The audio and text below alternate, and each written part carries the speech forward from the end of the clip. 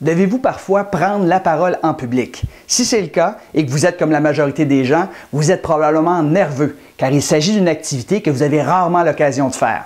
Dans cette vidéo, j'aimerais partager avec vous la recette gagnante afin de bien organiser votre message la prochaine fois que vous aurez à prendre la parole en public.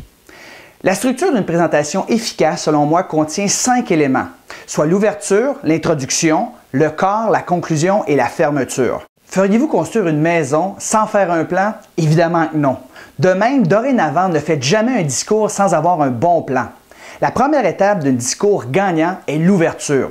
Votre but ici est de capter l'attention des participants et gagner leur confiance. Avec la fermeture, ce sont les seules parties que vous aurez à apprendre par cœur. Tout comme pour un vol d'avion, le décollage, soit l'ouverture, et l'atterrissage, soit la fermeture, sont les deux parties les plus importantes et c'est les endroits où il y a le plus d'accidents, évidemment.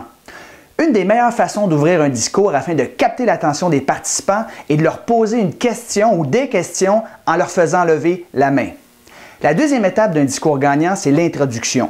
Votre but dans cette partie est d'introduire votre contenu ici, seulement nommer les 3 points principaux que vous allez présenter durant votre discours.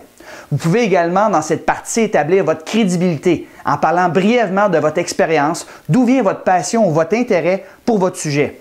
Si possible, mentionnez également dans votre introduction ce qui vous unit aux participants afin de gagner leur confiance, surtout s'ils ne vous connaissent pas.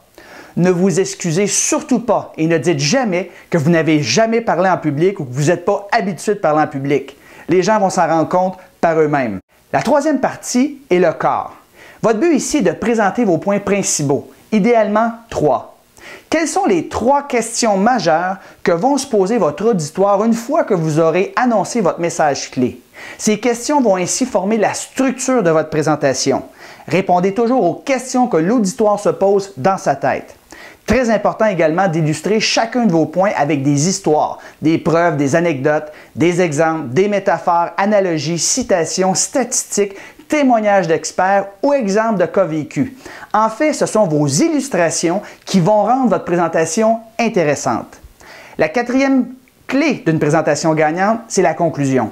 Votre but ici est de résumer vos points principaux. Cette partie est très brève. L'important ici, c'est de jamais amener un point nouveau qui n'a pas été discuté précédemment.